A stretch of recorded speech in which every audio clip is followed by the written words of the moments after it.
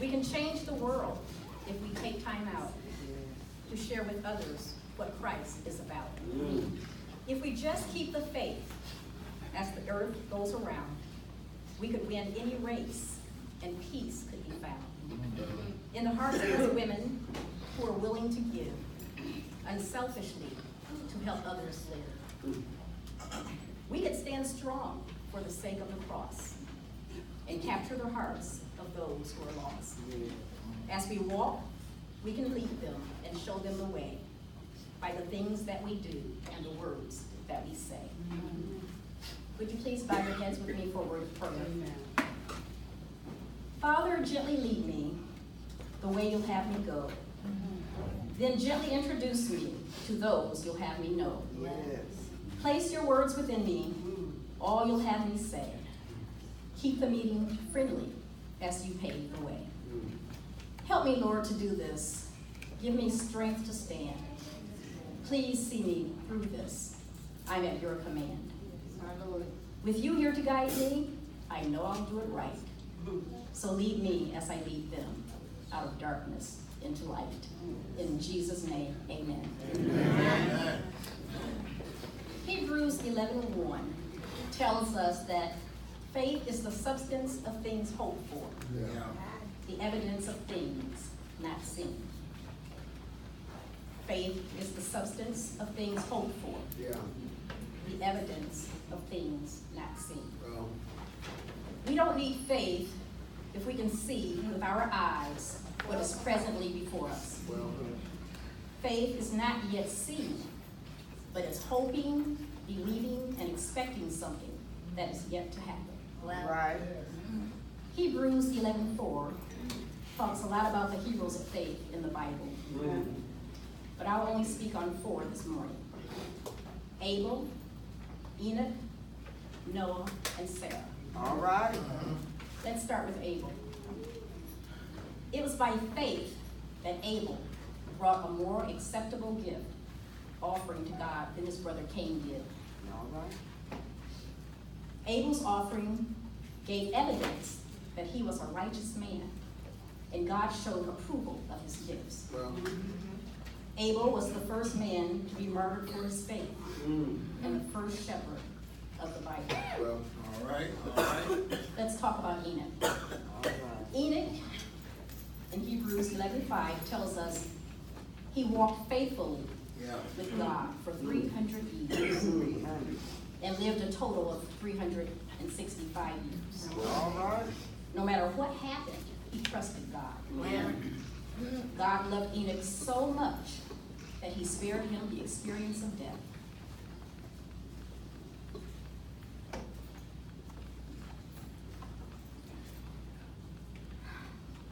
It's all right. It's all right. It's all right. Why? Because Enoch's faith pleased God. Yes. Which takes us to Hebrews 6, which reads, "But without faith it is impossible to please God. All right. Because anyone who comes to him must believe that he exists, and that he is a rewarder to those who earnestly seek him." Hebrews 11:7 tells us that Noah, by faith, built a large boat to save his family from the flood. He obeyed God, who warned him about things that had never happened. By his faith, Noah condemned the rest of the world, and he received the righteousness that comes by faith. And now comes Sarah. Hebrews 11:11. Talk about Sarah. And by faith, Sarah, who was past childbearing age, was enabled to bear children because she considered him faithful who had made the promise. Now, when I was asked to speak on faith, I thought, what qualifies a person to speak on faith? So I took out my resume, and my experience looked like this. In 1993, an episode of depression during my 3rd pregnancy tried to take me out. But God, All right, say it. through that valley experience, proved faithful. Not only did he bring me out, but he brought me all the way out. Wow. And made me brand new. Because my God is not a halfway God. Well, Whatever he starts, he finishes. Yes. As Philippians 1:6 reads, being confident of this very thing, that he who has begun a good work in you will complete it until the day of Jesus Christ. Right. When he brought me out of my dark place, there was no hiding it. Bells rang and fireworks came. All right. There is no denying who gets the credit. Well, It is God.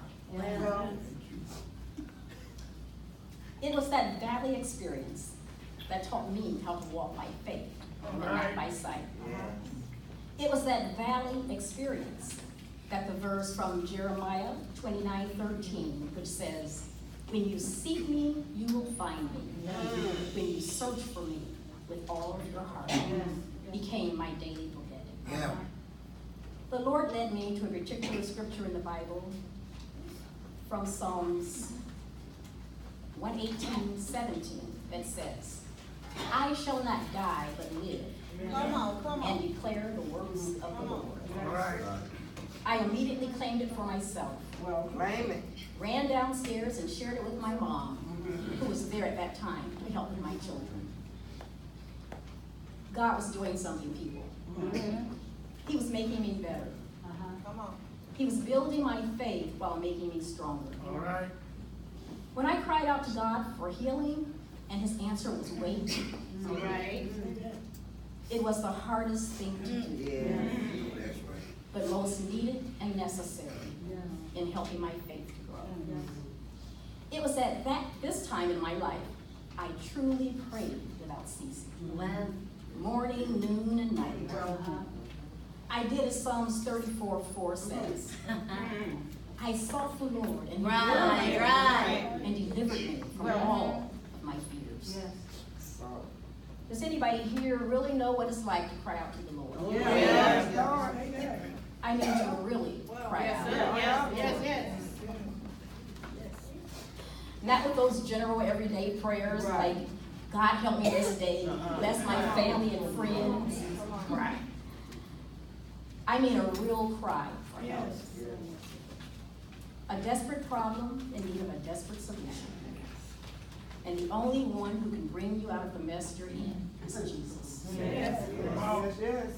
You know when you're desperate and in a dark place, facing a storm or deep in the valley, because you start making vows to God that you know you can't keep or won't keep.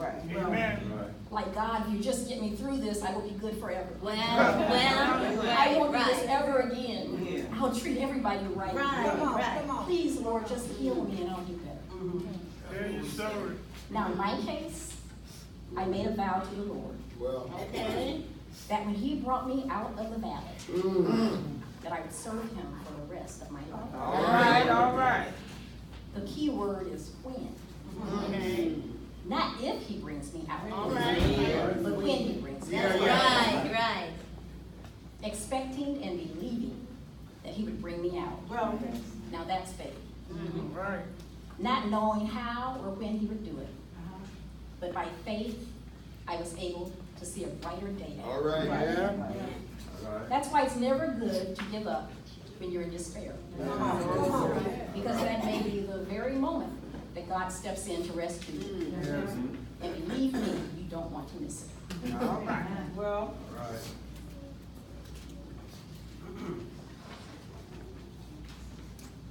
Psalms 30, verse 5 reminds us that weeping may endure for a night. But joy comes. I also vowed to the Lord that I would tell my story wherever I go, as often as I can, and to whoever would listen. I've kept my vow because he keeps his vow to me. Brothers and sisters, you don't know how strong your faith is until it's tested. Yes. Faith is what kept me holding on and holding out until the Lord delivered me and set me free. All right. Again, Hebrews 11:6 reads, "But without faith, it is impossible to please God. Right. Because anyone who comes to him must believe that he exists, and that he is a rewarder to those who earnestly seek him." Yeah. Always know Well, that no matter how dark it gets in your life, Yes. no matter how deep in the valley you find yourself, just remember you're never alone. yeah. God is there with you. Yes. Proverbs 18:24 reads, "One who has unreliable friends soon comes to ruin, but there is a friend who sticks closer than a brother." Yes. My sisters and brothers, that's our Lord and Savior. Yeah. That's right. He will show you with your spiritual eyes what you can't see with your physical eyes. He will give you a glimmer of light in your darkness, Yes. just enough to keep you holding on, just enough to get you through the night. Well, And if you can just make it through the night, well, joy is going to come. In the morning. oh, yeah. And now as I look back from where the Lord has brought me, through all of my trials and tribulations, I can truly say, like the Apostle Paul, that it is good for me that I have been afflicted, that I might learn thy statutes. Wow. I know now that it was all Speak, for boy, my good speak. and God's glory. That's right. I'd like to share a poem that I've written called The Highs and Lows of Life, Well, followed by the song His Eyes on the Sparrow. Okay, now. Yesterday the sky was blue, Yes. the sun was very bright, and somewhere in between the two, my restless heart took flight. It soared among the trees so high, then in the valley landed. The force became so powerful that I could hardly stand it. I cried, "Dear God, what's happening? Why did you let me go?" His reply returned to me, "Because I love you so. I take you through the highs and lows to show you what you're made of. Yeah. That even though you're brave at times, there are still things you're afraid of. For if I never gave you night and only gave you day, Yeah. you would never seek my face, That's right. Come on. neither would you pray. Come on. All right. It's only in the darkness that you seek light. It's only in the valley that you learn to fight. All right. It's only when you're broken that you need to mend. Well, Now this is when you make me your Savior and your friend. All right now. amen. Amen. Wonderful. Amen.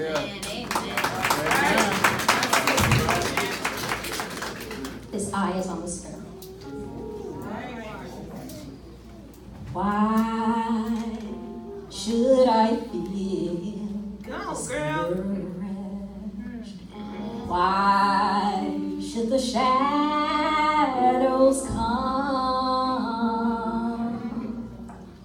Why should my heart feel lonely and long for heaven and home? When Jesus is my portion, Yeah. All right now. a constant friend is He. Yes. His eyes on the sparrow. Yeah. That's it. And I know He watches me. Yeah. So I sing because I'm happy. Yeah. I sing because I am free. Right. His eyes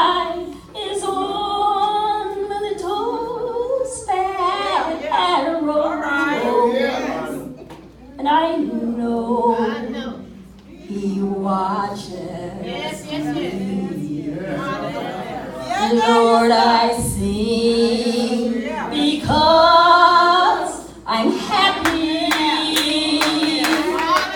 And I sing because I am free. His eyes on the sparrow. And I know that He watches me. His eyes on the sparrow. And I know He watches. And I know He watches. And I